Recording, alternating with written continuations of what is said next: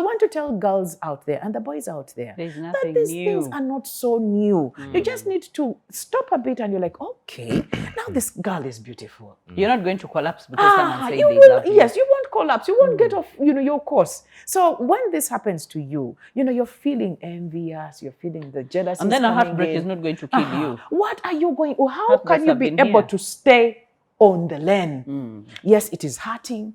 Actually, I had let me share the story shortly. There is a gentleman who told me that he was in school with his wife. But they got out of the relation. They got annoyed several occasions. In senior 3, they nearly like beat each other. And then in vacation, they got back. And then senior 5, they lost it. And then at university, they got back. So you understand that probably you are not in the right state of today. You're annoyed with each other. Maybe some words have not been said properly. But can you just withdraw a bit and see if this can even be given a second chance? Or if this person is even really worth it? You understand? Yeah. Yeah, because I was reading somewhere, Hilda, where someone put that don't attach permanent emotions on temporary people. So I think that is a very... Why are you attaching... For example, you are in secondary school. That is probably O-level, 1, 2, 3, 4 years. And you're attaching husband, your entitlement, you're giving husband rights to someone who you're probably going to be with it for 1, 2, 3, 4 years. You get it? So why are you putting all yourself, your today, your past, your future in one person? There's a lady at campus recently. The gentleman told her, she was cooking, these weekend wives, cooking and, putting on matoke, doing everything. Like someone had trained her that this is how they handle a man. But remember, this is a student and a student. How they So, yes. So this is what happens. I think this guy saw another girl, and maybe that other girl, was more appealing to him. And so he started coming back home late, and on the weekends he would not even come back. So since this one has already carried her things, she's coming to cook on the weekend. So when she complained, this guy told her, but there are so many girls who can do the same things that you do. Like who can cook the matoke, So which make the solution bed, is there? give me the sex and all that. There's some... Now she boiled water. She boiled water. This is even sad, even when I'm laughing. She boiled water, and the guy thought, maybe she's going to scrub a few things just like she He's usually going to does. shower the warm And water. then took the hot water, poured it.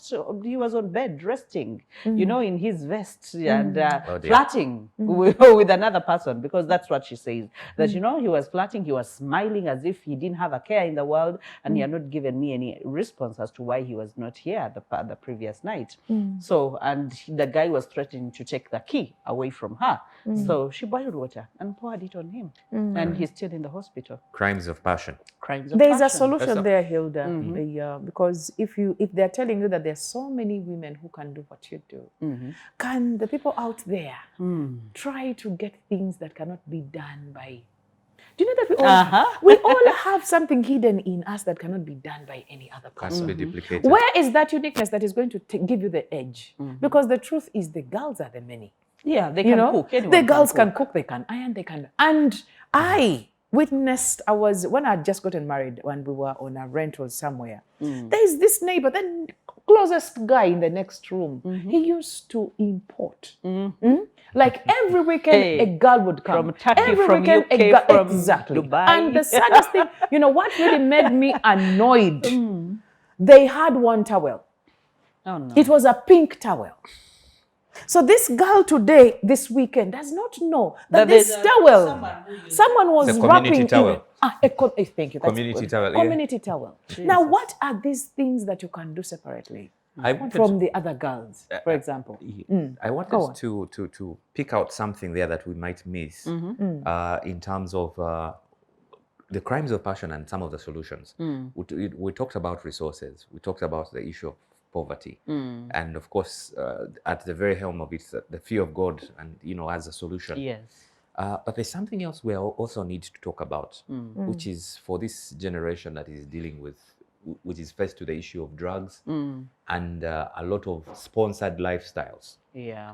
I'm trying not to say LGBT. Yeah, but yes, I call them sponsored lifestyles. So like, okay, so you have a new language where it is okay for me to have, I'm the husband, you're the wife, and then there's a third wheel or fourth wheel And somewhere. these are people supporting calling them besties, and they are there to support an existing relationship, which is impossible. To the issue of drugs. I think we have underestimated what the role drugs is playing in our community it today. aggravates situations so quickly. I have seen people do things, and you ask them what, and they have absolutely no clue, no idea. I mean, and we sort of like, the community celebrates them and says, yeah, bad man, Ugamba Chi, you know, they celebrate you. Ganja man. But you know, you have that, and now I think Uganda has, especially Kampala, has almost all the drugs, all the lethal drugs in the world. You find them in Kampala. You have cocaine, you have and then we have full-time security at the airport, apparently, where things cannot come in. I don't know how those things come in. Well, people, I also discovered recently that we are somehow on the East African network. We are a route. We are the cartel. Yes, we used to be a route. Now we are destination. Yeah. So people come and buy here and take to other locations. Wow. I don't know, but my concern is when it gets into schools. Recently, we had a situation where, I will not mention the school, where they had a prom.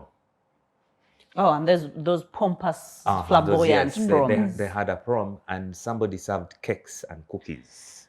Yeah. The whole school went haywire on drugs. The whole school, whoever ate, kids had to be admitted.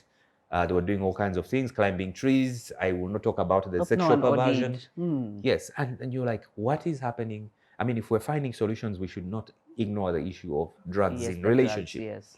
Because now the thing is, we should fear more the things that are unseen and penetrate our systems than those that are in the open.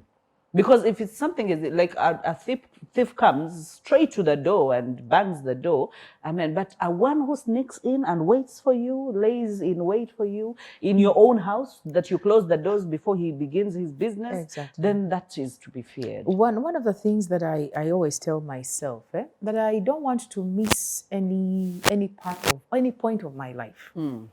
I don't want, maybe when I'm sleeping, I'm not accountable for whatever happens when I'm sleeping. And I've gone to bed when I know that I'm going to bed. But why do you leave an hour, 2 hours of your life unaccounted for? You know, you're not sober, you don't know what is happening.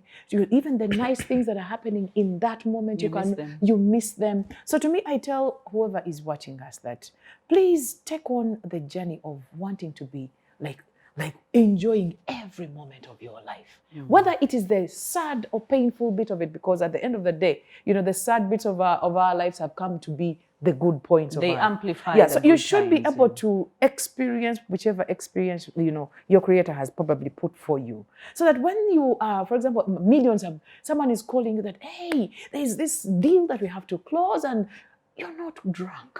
You're not high. You know, and they are calling you to come and do something very beautiful, and you're not there. Okay? You have this relationship where you probably have the dream person, and you have chosen to be drunk. You are saying whichever word. You know, you're not even accountable to the words that are coming out. You're not accountable to the actions that you are, doing. So to me, one of the solutions that we need to take on is to be sober every day. So that if you chose to go and fight, okay? If I say, where does she work? She's at Spirit TV. She's going to see me.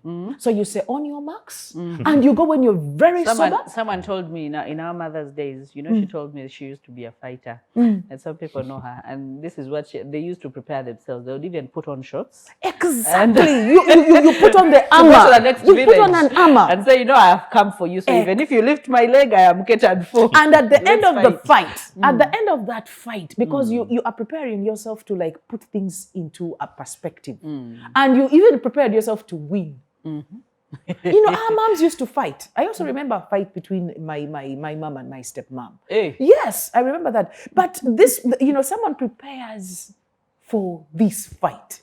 And at the end of the fight, even calculate and say, I'm going to wait for her when she's going to the well or when she's going to the garden. And then she will be having a hoe. I'll first put the hoe down. You get it? Yeah, so every moment that you've chosen to like live, not just survive, you should be prepared. You should be present. So that at the end of the day, if you're in Luzira prison, you're like, okay, I deserved it. But I did it. Yeah. You get it? Yes. No, because it's very sad. It's very sad, Hilda, to be in jail. To lose both ways. Exactly. To be in jail when you were lose drunk, the fight and then... and we are talking to you and you're like, I don't know what happened. You feel compensated. I do not know what happened to me. I was no. That you planned for this and exactly prepared for for whichever, it. because we are not promoting fighting. I don't know. But if you chose to not to fight, it should be a sober decision. And Everything if you should be a choose sober to be, decision. because probably there are points where the fight must come in. Maybe not like the violent. I didn't know that, Zaya, that... No, you know, relationships. Relationships are so like they're tangible. You know, They that is trigger. why people kill. It's a trauma, It yeah. is. It's like you are feeling something you can't touch. That is why people like get this physical and they do things that are very abnormal. So we want to tell people that whichever thing you have chosen, you should be answerable. You stand in front of the judge and you're like, you know what, Mr. Judge? The truth is, and they take you in and you go and get a PhD from Luzira. Yes, people do that. Aren't you the one whose kid comes to you, tells you that, Mommy, someone has beaten me, and you're like, don't you have hands? Aren't you the kind? You know, at a certain, of course, we need to get out. But I don't know. You know, of course, tough. Different things will require different. But we call upon for people to be very sober. Vigilant. And when you're sober, most of the time, you choose the peace, you choose the positive, you choose the good. To respect yourself. Yes, you choose the best. Enough. So, of course, the extreme comes out. But most of the time, if you are sober, you will be the good person. So killing is not a solution. It shouldn't be. It shouldn't be. I wanted to throw in a scripture there. I believe it's Isaiah 26:3. It says that you will keep in perfect peace whose mind is stayed on thee. So perfect peace. Yeah. There's nothing in the world that is more valuable than your peace. Exactly. Your inner peace is very, very important. Very, very important. And that's something you should always Protect it, guard it jealously, that you have that peace. I hope people really get. Maybe one time we shall come and like dissect that inner thing, because people are struggling with that. They don't and that is understand where what the the inner problem comes peace in. is. You're yourself before you start going to the other people. Guard it yourself. All right. So killing is not the solution. Beating is not the solution. We don't own people. We don't own people. Okay. Some people come into our lives for a moment, temporarily, and then they walk out of our lives. Maybe they've served the reason as to why they were supposed to be there in the first place. And then some people come into our lives for a lifetime. And even when someone stays in your life for a lifetime, it doesn't mean that they're stupid or there are no other options. It means they love you, they respect you, and they would want to commit to this for the long haul. So let's respect ourselves and let's respect other people. But if you see something is not adding up, your gut feeling, your intuition, walk away, run for your life. If you have someone to talk to, go talk to them, as in find a way to bring sense to yourself, even to calm yourself down, even the peace. Even when you find yourself amidst chaos, you can be able to talk to someone and tell them that, you know what, I need a proper grounding, because it seems I am floating and I don't think I'm enjoying life on a pending or on a slope or on a floating moment. We love you, we believe in you, and we believe that you can make this life the best life ever. So let's go live our best lives.